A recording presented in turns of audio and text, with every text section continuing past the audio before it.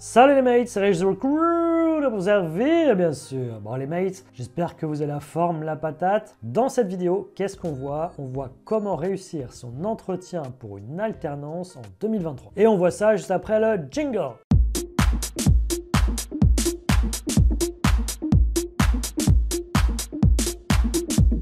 Et oui les mecs, alors dans cette vidéo, on va voir concrètement qu'est-ce qu'il faut faire pendant l'entretien pour décrocher votre alternance. Et on va voir ça dans l'ordre chronologique d'un entretien. Au tout début de l'entretien, si vous tombez sur une personne normale, qui ne vous fait pas trop de pièges, la personne va vous représenter l'alternance. Okay, si vous tombez sur quelqu'un d'un peu plus tatillon et qui veut voir si vous avez préparé un peu l'entretien, la personne peut vous demander qu'est-ce que vous avez compris de l'alternance. Donc préparez ça, bien évidemment. Soyez prêt à présenter ce que vous avez compris de l'alternance. Mais bon, normalement, on vous représente l'alternance. Déjà, dès que vous installez, prenez bien de quoi noter, prenez un stylo et voilà, on vous présente l'alternance, prenez des notes. Ok, ça va faire professionnel, ça va faire une bonne première impression et on verra qu'il y aura également une bonne dernière impression à faire à la fin. Donc vous prenez tout ça en note, n'hésitez pas à poser des questions dès le début si vous en avez par rapport justement à cette présentation d'alternance. S'il y a quelque chose qui n'est pas très clair, faites-vous préciser ça dès le début de l'entretien. N'attendez surtout pas la suite et votre présentation parce que vous pouvez être à côté de la plaque si vous n'avez pas compris. Ok, donc vous posez des questions. Si tout est clair, ensuite, ça va être à vous de vous présenter. Sur votre présentation, soyez synthétique. Il faut que dans votre discours, on arrive à retenir déjà 3-4 grandes compétences que vous avez pu développer, que ce soit dans votre formation scolaire, que ce soit via votre vie associative, dans le sport, dans les voyages, dans la musique, peu importe, mais qu'on arrive à faire ressortir 3-4 grandes compétences que vous avez déjà pu développer. Et alors la clé au cours de votre présentation, ça va être d'être capable de raconter une histoire, une histoire qui explique où vous êtes aujourd'hui, où est-ce que vous voulez être dans 2-3 ans, 3-5 ans. Et voilà, entre les deux, on va essayer de démontrer une évolution la plus logique possible. Et il faut démontrer que cette évolution, elle passe par cette alternance en question. Donc étant donné que quand on est en alternance, on va être en alternance, on n'a pas forcément beaucoup d'expérience professionnelle. Vous pouvez parler de peut-être quelques stages que vous avez déjà pu faire, ce qui est très bien. Vous allez pouvoir parler de votre formation, de tout ce que vous avez pu mettre en pratique, des travaux pratiques, des travaux en groupe sur tel ou tel thème qui correspond à cette alternance. Et tout le reste, en fait, ça va être quoi? Ça va être de la motivation.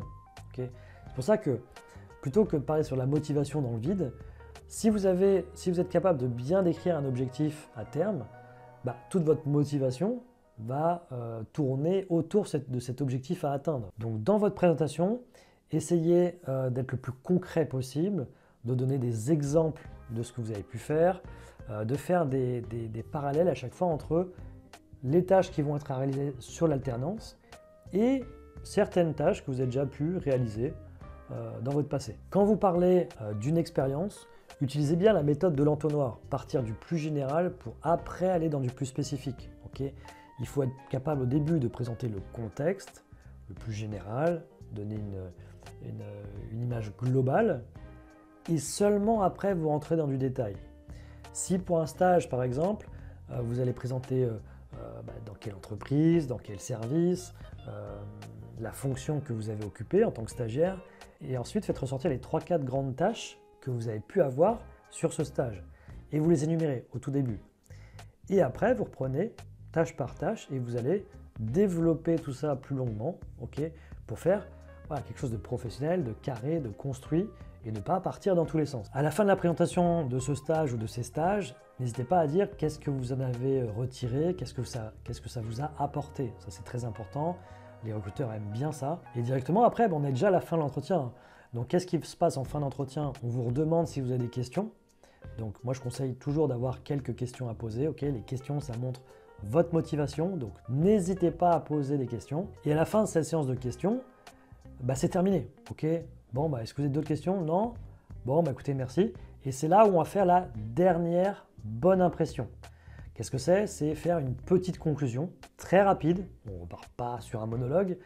La personne peut avoir d'autres choses à faire derrière, ce n'est pas le but. Par contre, il faut savoir expliquer dans cette conclusion 2 choses. Synthèse du besoin, en quoi vous êtes intéressé par cette alternance. Et deuxième point, motivation et remerciement. Donc ça donne quelque chose du style, alors juste, permettez-moi, donc si j'ai bien compris, vous recherchez donc un alternant pour réaliser telle tâche.